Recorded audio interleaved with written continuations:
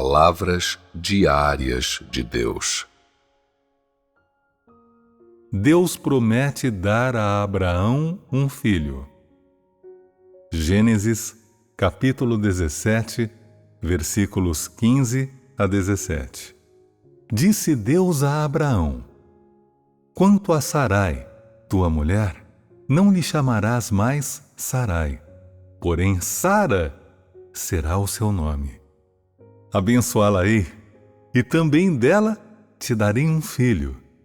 Sim, abençoá-la-ei, e ela será mãe de nações. Reis de povos sairão dela. Ao que se prostrou Abraão com o rosto em terra, e riu-se, e disse no seu coração: A um homem de 100 anos há de nascer um filho. Dará à luz Sara, que tem 90 anos. Gênesis, capítulo 17, versículos 21 a 22. O meu pacto, porém, estabelecerei com Isaque, que Sara te dará à luz neste tempo determinado, no ano vindouro. Ao acabar de falar com Abraão, subiu Deus diante dele. Ninguém pode impedir a obra que Deus determina fazer. Então, vocês acabaram de ouvir a história de Abraão. Ele foi escolhido por Deus depois que o mundo foi destruído por um dilúvio. Seu nome era Abraão. E quando ele tinha 100 anos de idade e sua esposa Sara 90, a promessa de Deus veio a ele. Que promessa Deus fez a ele? Deus prometeu aquilo que é referido nas Escrituras: Abençoá-la-ei, e também dela te darei um filho. Qual foi o pano de fundo da promessa de Deus de dar a ele um filho? As Escrituras apresentam o seguinte registro: Ao que se prostrou Abraão com o rosto em terra e riu-se, e disse no seu coração: A um homem de 100 anos há de nascer um filho. Dará à luz Sara, que tem 90 anos. Em outras palavras, esse casal idoso era velho demais para ter filhos. E o que Abraão fez depois que Deus fez sua promessa a ele? Ele prostrou o rosto em terra, rindo, e disse para si mesmo: A um homem de 100 anos há de nascer um filho. Abraão acreditava que era impossível, o que significava que ele acreditava que a promessa de Deus para ele não passava de uma piada. Do ponto de vista do homem, isso era inatingível pelo homem, e igualmente inatingível por Deus, e uma impossibilidade para Deus. Talvez para Abraão fosse risível. Deus criou o homem, mas acontece que ele não sabe que alguém tão velho é incapaz de gerar filhos. Ele acha que pode me permitir ter um filho. Diz que vai me dar um filho. Com certeza isso é impossível. E assim, Abraão prostrou-se em terra e riu, pensando consigo mesmo: Impossível, Deus está brincando comigo. Isso não pode ser verdade. Ele não levou as palavras de Deus a sério. Então, aos olhos de Deus, que tipo de homem era Abraão? Justo. Onde foi dito que ele era um homem justo? Vocês acham que todos aqueles a quem Deus chama são justos e perfeitos, e pessoas que andam com Deus? Vocês obedecem à doutrina. Vocês devem ver claramente que quando Deus define alguém, Ele não o faz arbitrariamente. Aqui, Deus não disse que Abraão era justo. Em seu coração, Deus tem padrões para medir cada pessoa. Embora Deus não tenha dito que tipo de pessoa Abraão era, em termos de sua conduta, que tipo de fé Abraão tinha em Deus?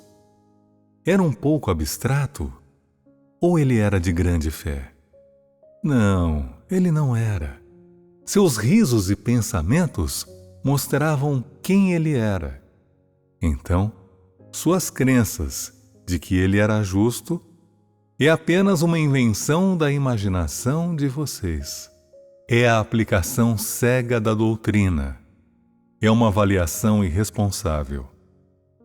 Deus viu o riso de Abraão e suas pequenas expressões? Ele sabia disso? Deus sabia.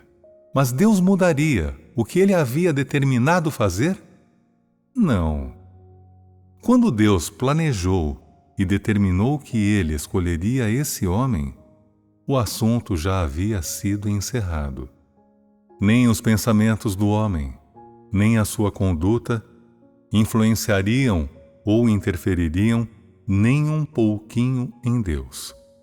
Deus não mudaria arbitrariamente o seu plano, nem mudaria ou perturbaria o seu plano por causa da conduta do homem, que pode até ser tola.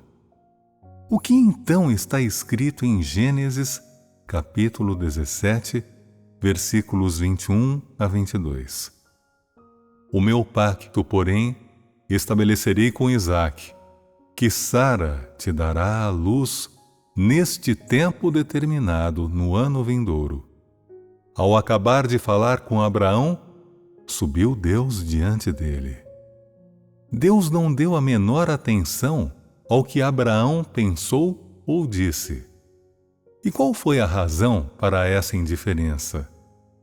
Foi porque naquela época, Deus não exigiu que o homem tivesse grande fé, nem que ele tivesse grande conhecimento de Deus, nem, além disso, que ele fosse capaz de compreender o que foi feito e dito por Deus. Assim, ele não pediu que o homem entendesse completamente o que ele determinou fazer, nem as pessoas que ele estava determinado a escolher, nem os princípios de suas ações, pois a estatura do homem era simplesmente inadequada. Naquela época, Deus considerava tudo o que Abraão fizesse e como ele se comportasse como normal. Ele não condenou ou repreendeu, mas apenas disse: Sara te dará à luz Isaque neste mesmo tempo, daqui a 1 ano. Para Deus, depois que ele proclamou essas palavras, esse assunto, passo a passo, se tornou realidade. Aos olhos de Deus, aquilo que deveria ser realizado por seu plano já havia sido alcançado. E depois de concluir os preparativos para isso, Deus partiu. O que o homem faz ou pensa, o que o homem compreende, os planos do homem, nada disso tem relação com Deus. Tudo procede de acordo com o plano de Deus, de acordo com os tempos e etapas estabelecidos por Deus. Esse é o princípio da obra de Deus. Deus não interfere no que o homem pensa ou sabe, mas tampouco renuncia ao seu plano ou abandona a sua obra, porque o homem não crê ou não compreende. Os fatos são assim cumpridos, de acordo com o plano e os pensamentos de Deus. Isso é exatamente o que vemos na Bíblia. Deus fez com que Isaque nascesse no tempo em que ele havia estabelecido. Os fatos provam que o comportamento e a conduta do homem impediram a obra de Deus? Não impediram a obra de Deus. A pouca fé do homem em Deus e suas concepções e imaginação sobre Deus afetaram a obra de Deus? Não, não afetaram, de maneira alguma. O plano de gerenciamento de Deus não é afetado por nenhum homem, objeto ou ambiente. Tudo o que ele determina fazer será concluído e cumprido a tempo e de acordo com o seu plano, e nenhum homem pode interferir em sua obra. Deus ignora certos aspectos da tolice e da ignorância do homem, e até certos aspectos da resistência e das concepções do homem sobre ele, fazendo a obra que ele deve fazer independentemente. Esse é o caráter de Deus e é um reflexo de sua onipotência.